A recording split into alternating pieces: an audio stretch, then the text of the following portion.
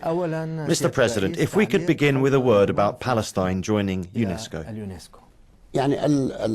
Palestine's membership in the United Nations Educational, Scientific and Cultural Organization represents a lot, politically and morally, since we have asked the Security Council to let Palestine be a member of the United Nations, and this request still stands. At the same time, we want it to be in UNESCO, which is a very important organization as it has close relations with people all over the world. The United States has suspended its financial participation in UNESCO. The US was against our adhesion to UNESCO not for any convincing reason. What reason was that? They said that since 1989 there has been a law which forbids the United States from participating financially in organizations that deal with terrorism. We responded that we don't think we are terrorists, and that if this qualification could be attributed to us 22 years ago, it cannot be today. The proof is that Palestine has political and economic relations with the US, which is a member of the four-part commission, but its answer was that it is an old law that it cannot change. It is clear that this is an unjustifiable position, which is to say, it is illogical for them to say that relations are broken for an unreal reason. أن يقول والله نحن نقطع العلاقات بسبب غير معقول غير واقعي. What news is there about dialogue with Hamas? مع حماس. عقدنا لقاء قبل شهر. Around 1 month ago, I had talks with Khaled Mikhal, and we laid down the basis for an eventual agreement. Firstly, Hamas has come around on the following points. Peace and calm must be established in Gaza, as in the West Bank. Resistance must be population-based and not with weapons. Frankly, this was a point we agreed on. The solution is a state based on the 1967 borders. There again, Hamas agreed. Then there is the organization of legislative elections on the 5th of May 2012. These points need some sort of a follow-up, and this will begin on the 18th of December, with an important focus on the PLO, which is to be on how all the Palestinian organizations are going to participate in the Palestinian Liberation Organization, which has statutes and commitments. A movement that wants to join the PLO has to accept these engagements. That is what is going to be discussed on the 18th, 20th and 21st of December in Cairo. هذا ما سنبحثه يوم 18 يوم 20 يوم 22 في القاهرة إن شاء الله. This Sunday, Israel is going to free Palestinian prisoners. What do you expect next? What happened is that the soldier Shalit was kidnapped, negotiations for his liberation lasted for 5 years, and a deal was reached between Hamas and Israel, with Egyptian mediation. At times, Germany intervened to set the number of prisoners to be exchanged. There were 1,027.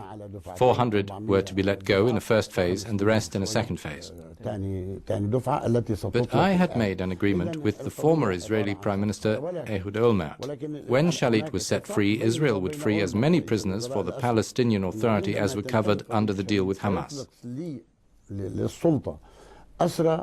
Netanyahu condemned this agreement. Even President Obama stepped in around a year ago and he told me he would talk to Netanyahu about freeing prisoners, and that is what he really did, informing me that Netanyahu had accepted. I responded, the same goes for me, and then it was all forgotten.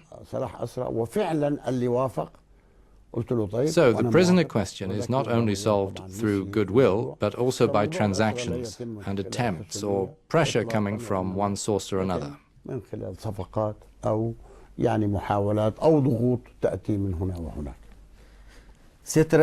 An unavoidable question on the situation in the Middle East region as a whole is what is happening in Syria. What impact do events taking place in Syria have on Palestine? The official point of view is that we are not involved.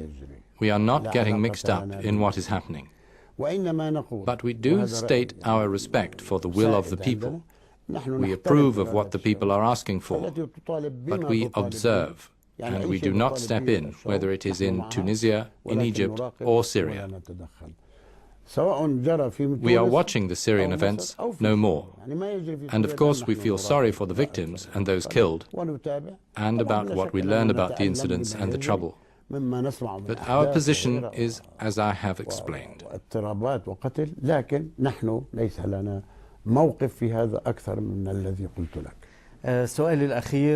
One last point, President Abbas. You met the French President Sarkozy in Paris and the President of the European Council, Van Rompuy, in Brussels.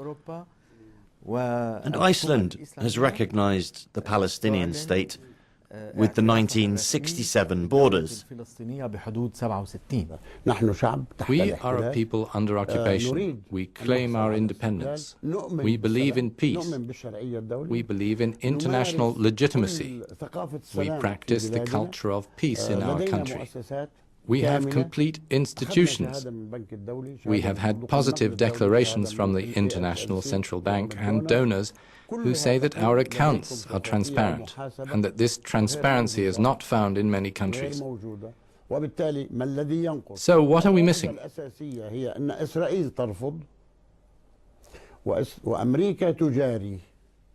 The main problem is that Israel refuses and the United States approves. And we are always in negotiation to convince them that peace is not only in the interest of the Palestinians, but also the Israelis and the region, internationally.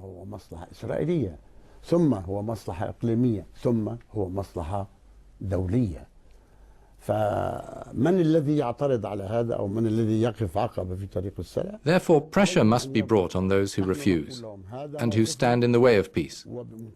I say to them, here is our position. Frankly and clearly, tell me where my mistake is, and I am ready to correct my error.